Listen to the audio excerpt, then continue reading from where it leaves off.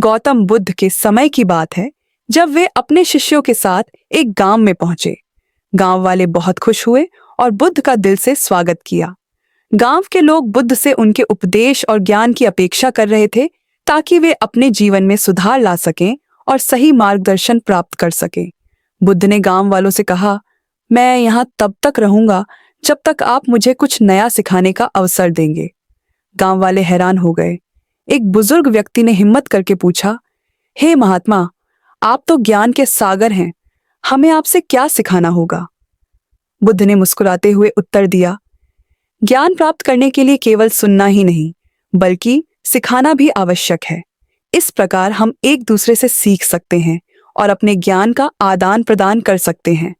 गांव वाले नहीं समझ पाए कि वे बुद्ध को क्या सिखा सकते हैं।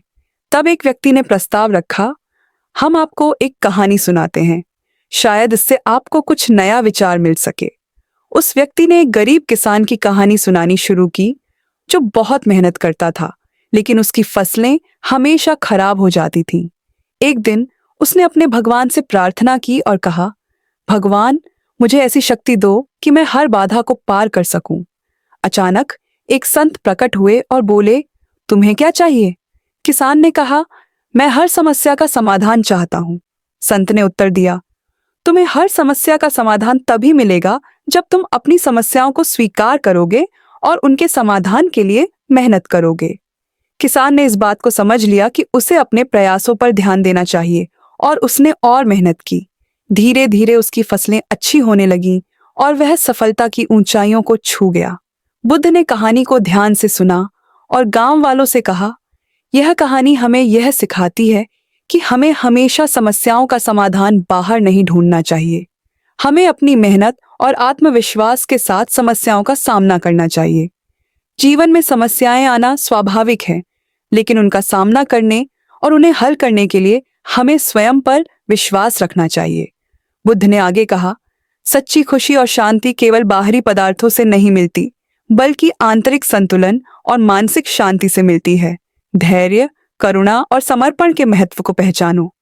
गांव वाले बहुत प्रभावित हुए और उन्होंने बुद्ध से और भी कई उपदेश सुने। बुद्ध ने उन्हें समझाया कि जीवन में सच्ची खुशी और शांति केवल बाहरी पदार्थों से नहीं मिलती, बल्कि आंतरिक संतुलन और मानसिक शांति से मिलती है। उन्होंने धैर्य, करुणा और समर्पण के महत्व पर भी जोर दिया। इस प्रकार बुद्ध ने अपने ज्ञान से गांव वालों का मार्गदर्शन किया और उन्हें अपने जीवन को सफल और समृद्ध बनाने का मार्ग दिखाया। गांव वाले बुद्ध के उपदेशों को अपने जीवन में अपनाने लगे और उनके जीवन में सकारात्मक परिवर्तन आने लगे। इस कहानी से हमें यह सीखने को मिलता है कि समस्याओं से भागने की बजाय हमें उनका सामना करना चाहिए और अपने प्रयासों पर विश्वास रखना चाहिए। कश्यप और बुद्ध की कथा एक समय की बात है। मगध राज्य में कश्यप नाम का एक बहुत ही प्रसिद्ध और ज्ञानी ब्राह्मण था। उसने वेदों और शास्त्रों का बहुत गहन अध्ययन किया था और वह अपने ज्ञान पर बहुत गर्व करता था। वे हमेशा अपने ज्ञान और विद्या पर गर्व करता था और अपने से नीचे किसी को नहीं मानता था। एक दिन कश्यप ने सुना कि भगवान बुद्ध उसकी नगरी में आए हैं और उनके उपदेशों को सुनने के लिए लोग बड़ी संख्या में आ रहे हैं। कश्यप ने सोचा कि वह जाकर बुद्ध को चुनौती देगा और उन्हें अपनी विद्या से पराजित करेगा। कश्यप बुद्ध के पास पहुंचा और नम्रता से बोला, हे गौतम, मैंने सुना है कि आप एक महान ज्ञानी हैं। मैं चाहता हूं कि हम दोनों अपने ज्ञान का प्रदर्शन करें और देखें कि कौन अधिक विद्वान है। बुद्ध मुस्कुराए और बोले, कश्यप, हम दोनों की विद्या और ज्ञान का परीक्षण करना उचित नहीं होगा। विद्या का उद्देश्य दूसरों को पराजित करना नहीं, बल्कि उन्हें सुधारना और मार्गदर्शन करना है। कश्यप ने बुद्ध की विनम्रता को समझा और उनके उत्तर पर विचार किया। वह फिर भी अपनी चुनौती पर अडिग रहा और बोला, गौतम, कृपया मुझे अपने ज्ञान और उपदेशों से पराजित करने का अवसर दें। बुद्ध ने मुस्कुराते हुए उत्तर दिया, ठीक है कश्यप, लेकिन ज्ञान का असली अर्थ केवल पुस्तकों में नहीं होता। सच्चा ज्ञान तो मनुष्य के आचरण, उसकी करुणा और उसकी सेवा में छिपा होता है। चलो हम दोनों अपने ज्ञान को आचरण में लाएं और देखें कि कौन सच्चा ज्ञानी है।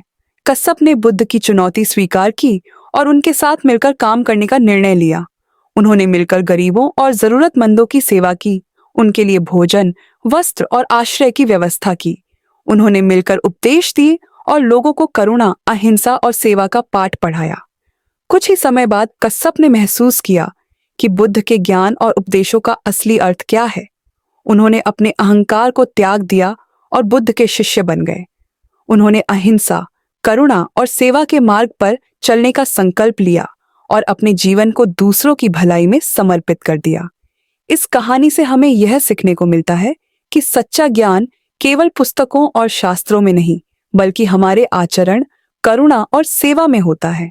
अहंकार का त्याग करके और दूसरों की सेवा करके ही हम सच्चे ज्ञान को प्राप्त कर सकते हैं। राजकुमार सिद्धार्थ से महात्मा बुद्ध बनने की यात्रा एक बार की बात है। कपिलवस्तु के राजा शुद्धोधन और रानी माया देवी के घर एक राजकुमार का जन्म हुआ। उनका नाम सिद्धार्थ रखा गया। राजमहल में सभी सुख सुविधाओं के साथ पले बड़े सिद्धार्थ को बाल्यावस्था से ही जीवन की गहरी समझ और गंभीरता की ओर आकर्षण था। जब वे युवावस्था में पहुंचे तो एक दिन उन्होंने राजमहल से बाहर जाने का निर्णय लिया। अपने मार्गदर्शन के लिए उन्होंने सारथी को साथ लिया। बाहर निकलने पर सिद्धार्थ ने 4 दृश्य देखे जिन्होंने उनके मन को हिला दिया। उन्होंने एक वृद्ध व्यक्ति, एक बीमार व्यक्ति, एक मृत व्यक्ति और एक साधु को देखा। इन दृश्यों ने सिद्धार्थ के मन में जीवन और मृत्यु के रहस्य के बारे में गहरे प्रश्न पैदा किए। सिद्धार्थ ने महसूस किया कि जीवन का सच्चा अर्थ भौतिक सुखों में नहीं, बल्कि आत्मिक शांति में है। इस खोज के लिए उन्होंने अपने परिवार, राजमहल और सारे सुखों को त्याग दिया। वे जंगल में जाकर तपस्या करने लगे और कई वर्षों तक कठोर साधना की। लेकिन कठोर तपस्या के बावजूद भी उन्हें ज्ञान की प्राप्ति नहीं हुई। तब उन्होंने एक संतुलित मार्ग अपनाने का निर्णय लिया, जो कि अष्टांगिक मार्ग कहलाता है। इस मार्ग पर चलने के बाद बोध गया के बोधि वृक्ष के नीचे ध्यान मग्न रहते हुए सिद्धार्थ को ज्ञान प्राप्त हुआ और वे बुद्ध बने।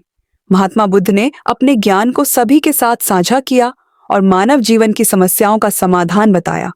उनके उपदेशों ने लाखों लोगों को प्रेरित किया और एक नई दिशा दी। उनके द्वारा बताए गए मार्ग पर चलकर लोग अपने जीवन को सच्चे अर्थ में जीना सीखते हैं। महात्मा बुद्ध की इस कहानी से हमें यह सीख मिलती है कि आत्मज्ञान और सच्ची शांति पाने के लिए भौतिक सुखों का त्याग और सच्चे मार्ग पर चलना आवश्यक है।